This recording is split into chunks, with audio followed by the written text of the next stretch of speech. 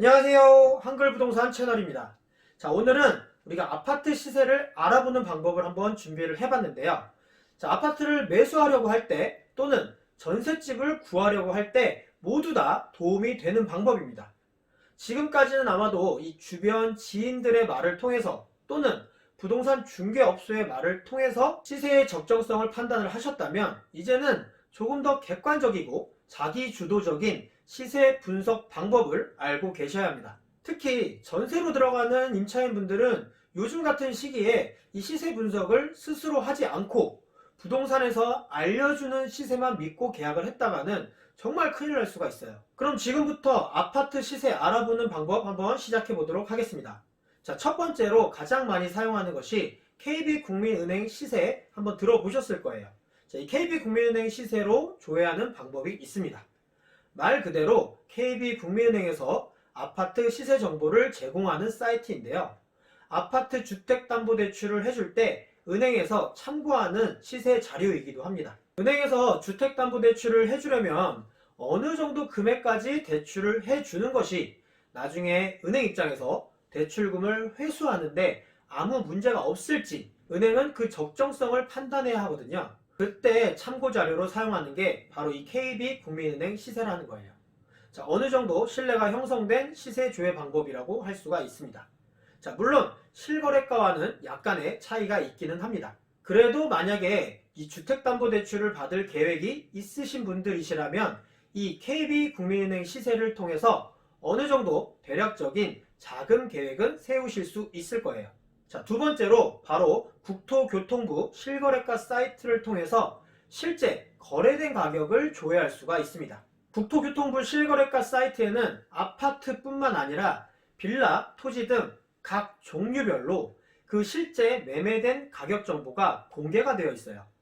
자, 아파트의 경우에는 해당 아파트의 면적별로 어느 층이 언제 얼마에 거래되었는지 공개가 되어 있습니다. 하지만 동호수까지는 나오지는 않습니다. 참고하시기 바랍니다. 그러면 이 국토교통부는 어떻게 이 실거래가 자료들을 확보하고 있을까요?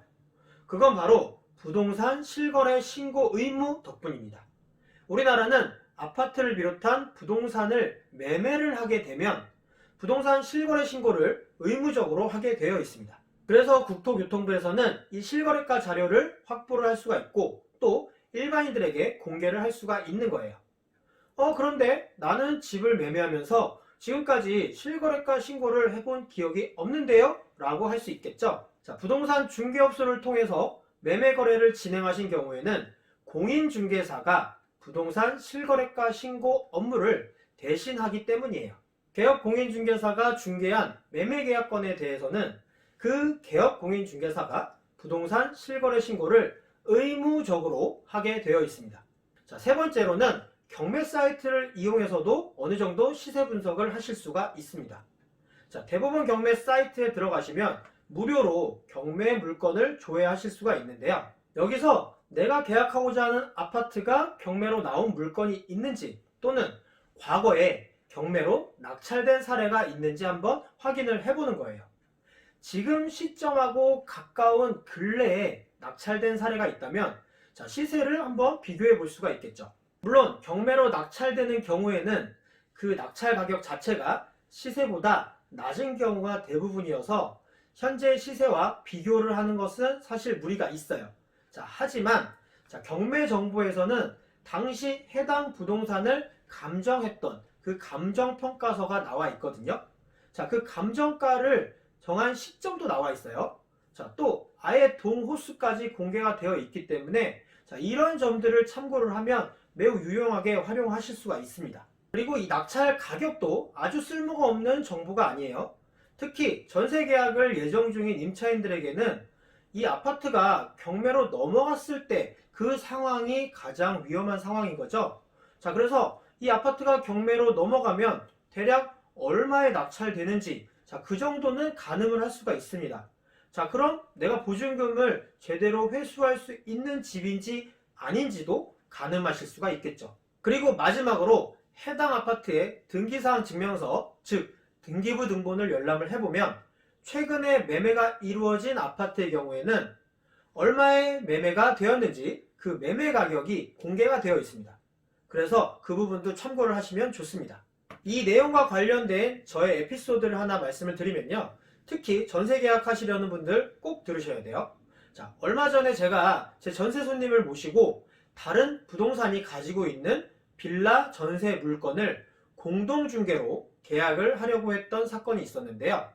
자, 손님이 집이 마음에 든다고 하면서 계약을 당장 하자고 했어요. 그래서 등기부 등본을 한번 떼어봤더니 불과 2개월 전에 매매가 한번 이루어진 집이더라고요. 자, 그런데 매매 가격이 1억 2천이었어요.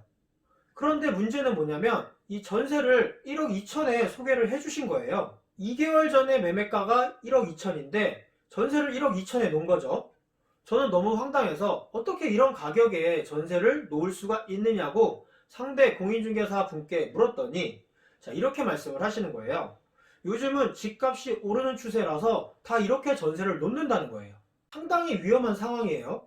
자, 저는 너무 황당해서 이건 아니다 라고 생각을 하고 제 손님에게 이 집은 위험한 깡통 전세입니다 라고 설명을 하고 미리 확인 못해서 죄송하다 정중하게 사과를 하고 계약 안 하고 그냥 나와버린 사건이 있었어요. 등기부 등본상의 매매 가격 꼭 확인해 보시기 바랍니다. 자, 오늘은 이렇게 아파트 시세 분석하는 방법을 한번 진행을 해봤어요. 자, 여러분들도 이제는 지인들이 이야기해주는 시세 말고 또 부동산 중개업소에서만 이야기해주는 그 시세만 가지고 판단하시는 말고 내가 스스로 분석하는 방법을 꼭 익히셔서 현명한 부동산 계약 하시기를 바라겠습니다. 오늘 영상은 여기까지고요. 저는 또 다음 영상에서 뵙도록 하겠습니다. 한글부동산 구독하기, 좋아요 부탁드립니다. 감사합니다.